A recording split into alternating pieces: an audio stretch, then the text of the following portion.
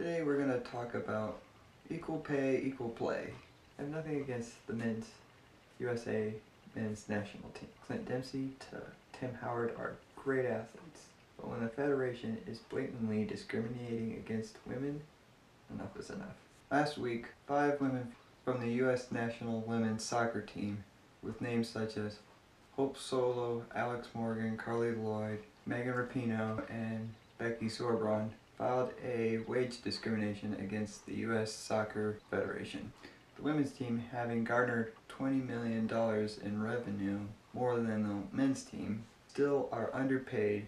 They are paid a quarter, almost 40% less than their male counterparts. They are backed by Winston & Strawn's co-chairman, Jeffrey Kessler. He has represented many player unions and athletes such as Brady and Race. Now, the women's national team submitted a reasonable proposal for a new CBA with equal pay, equal play in January. They were met by the U.S. Soccer Federation suing them, reinstating the discrimination they have had for many years. Just ask Hope Solo, a veteran for a century and a half, who's been fighting for this equal pay, equal play, but has constantly been given the just be happy you're being paid and play ball response. Since this news has gone public, both the union representing the women and the U.S. Soccer Federation have been going over the collective bargaining agreement. The U.S. Federation is notably scared that the women might strike before the Rio Olympics, which is in 119 days. They have responded and are working in a Chicago federal court to work with a collective bargaining agreement, working to compensate the women's national team when the current CBA expires this year.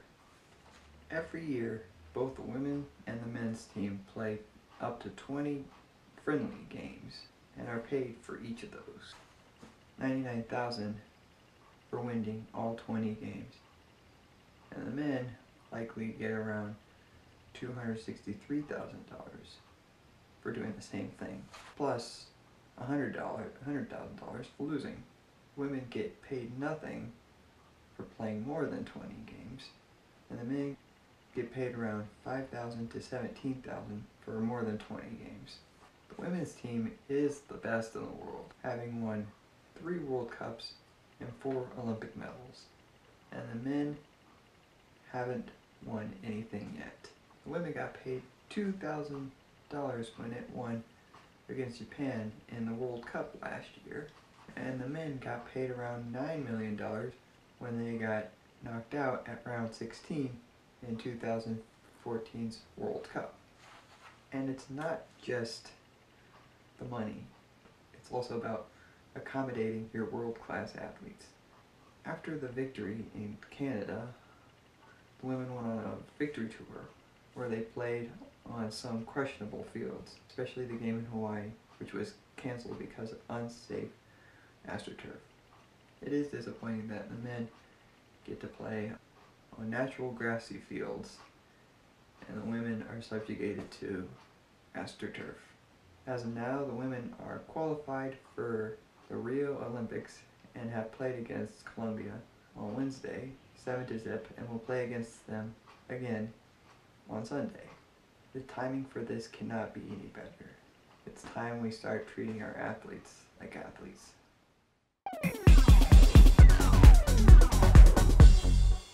April is the month of autism awareness.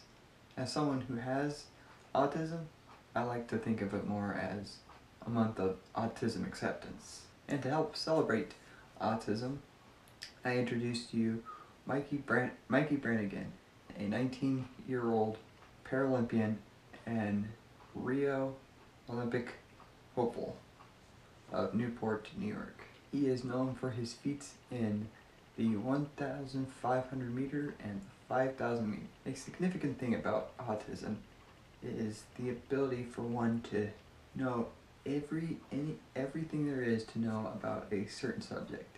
And Mikey's bread and butter is racing. He not only shows that physically in his training and his competitions, but he loves to learn everything about the sport and can recite every runner and their accomplishments.